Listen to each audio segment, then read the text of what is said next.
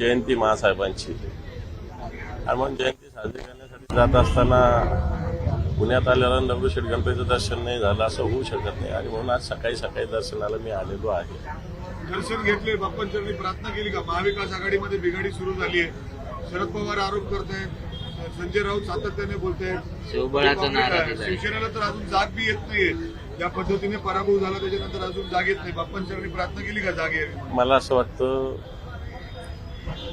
जाग यावी असं कोण म्हटलं मला माहिती नाही, परंतु शिवसेना एक बोलले अमोल कोल्हे हवेवर निवडून येणारे खासदार आहेत.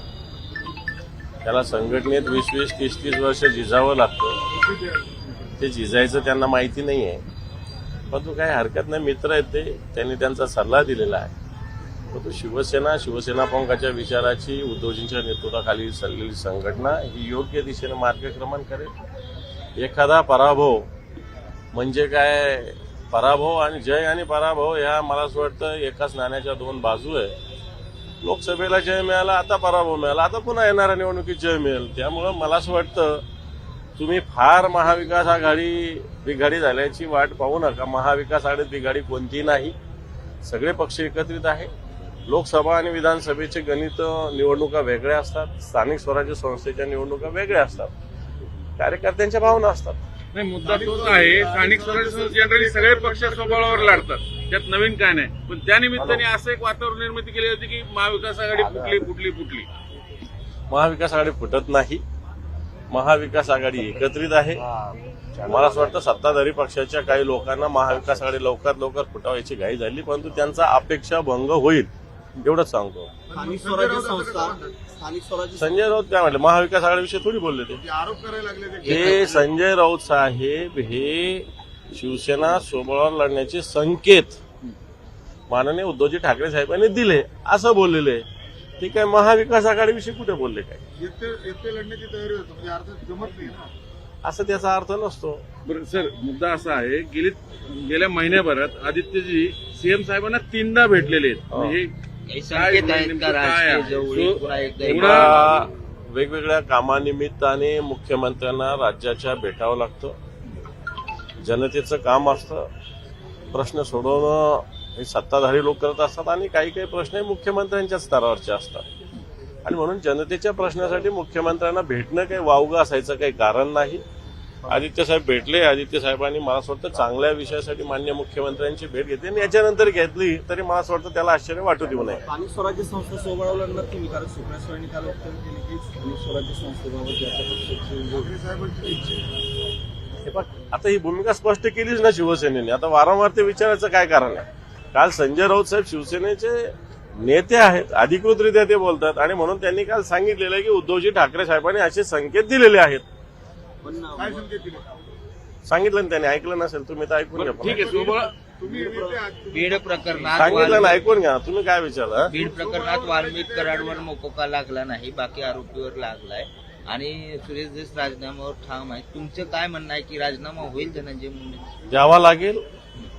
जनतेचा दबाव आहे, जनतेची मागणी आहे.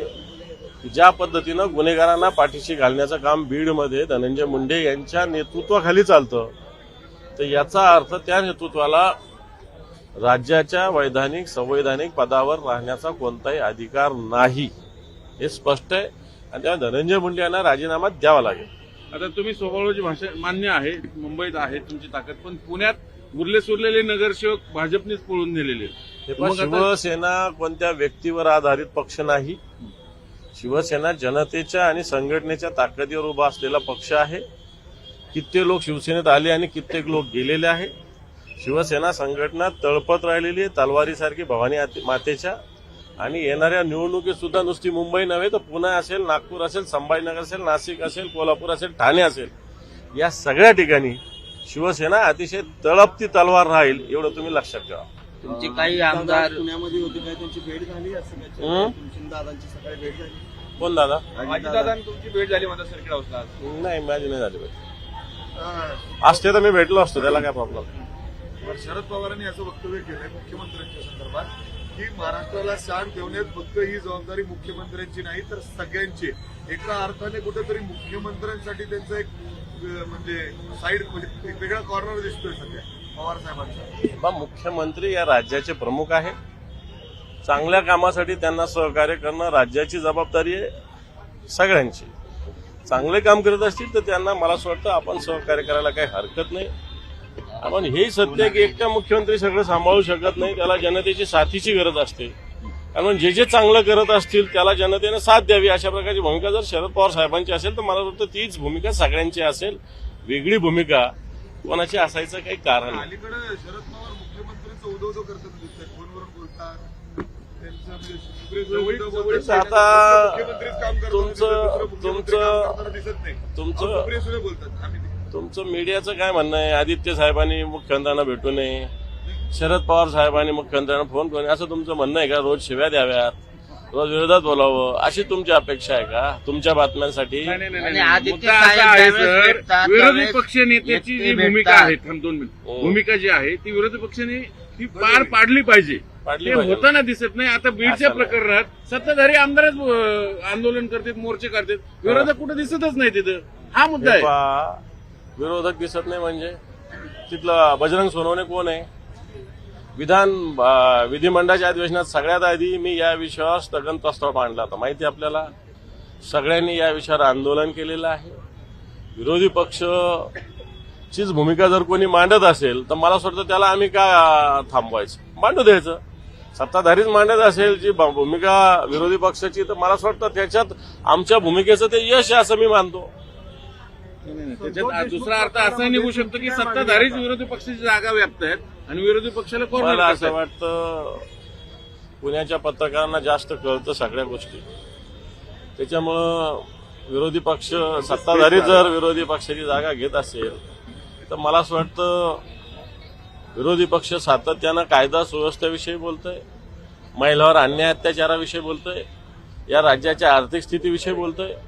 सरकार येऊन 1 महिना झालेला आहे आणि 1 महिन्यात ती हळद हो गोरी असं तर होत नसतं ना, थोडासा वेळ जाऊ द्यावा लागत असतो ना.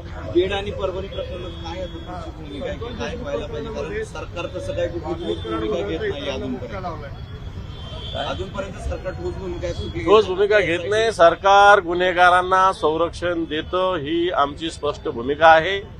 जे मुख्य आरोपी आहे त्यांच्यापर्यंत अजून सरकार पोहोचत नाही माहिती असूनही. वाल्मिक कराड असेल, वाल्मिक कराडांना खून केलेल्या लोकांनी सातत्याने संपर्क साधलेला आहे.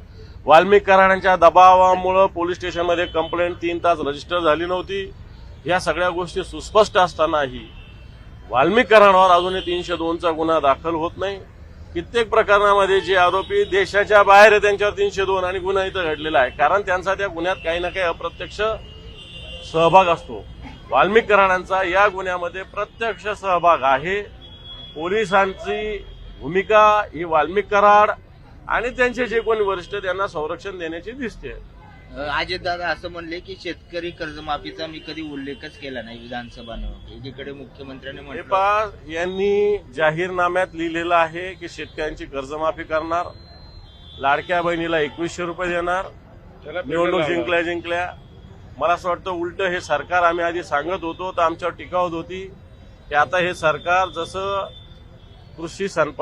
पंतप्रधान कृषी सन्मान योजना आहे, शेतकरी सन्मान योजना, याच्यात राज्यात 1,21,00,000 लोकांना शेतकऱ्यांना मदत मिळत होती. आता ती संख्या 81 लाखावर आलेली आहे, म्हणजे जवळपास 40 लाख कमी झालेली आहे. 1,21,00,000मध्ये 40 लाख कमी झाली म्हणजे 33% कमी झाली. येणाऱ्या काळामध्ये लाडकी बहीणमध्ये सुद्धा हेच होणार आहे आणि मला वाटतं शेतकऱ्यांच्या तोंडाला हे सरकार पानं पुसणार आहे. परंतु विरोधी पक्ष म्हणून शेतकऱ्यांची कर्जमाफी झाली पाहिजे याच्याविषयी आम्ही निश्चित आवाज उठवू. साहेब आज दगडूशेठ सकाळी हो, इथं आल्यावर सकाळी दर्शन घेतच असतो मी आणि आज पुण्यात राजगडावर आणि रायगडावर चाललो. आज जिजाऊंची जयंती महासाहेबांची आणि म्हणून जयंती साजरी करण्यासाठी जात असताना पुण्यात आल्यावर दगडूशेठ गणपतीचं दर्शन नाही झालं असं होऊ शकत नाही आणि म्हणून आज सकाळी दर्शनाला मी आलेलो आहे. दर्शन घेतले, बाप्पांचरणी प्रार्थना केली का? महाविकास आघाडीमध्ये बिघाडी सुरू झाली आहे, शरद पवार आरोप करतायत, संजय राऊत सातत्याने बोलतायत, शिवबळाचा नारा दिलाय. शिवसेनेला तर अजून जाग बी येत नाहीये. ज्या पद्धतीने पराभव झाला त्याच्यानंतर अजून जाग येत नाही. बाप्पांच्याकडे प्रार्थना केली का जाग यावी? मला असं वाटतं जाग यावी असं कोण म्हटलं मला माहिती नाही, परंतु शिवसेना एक बोलले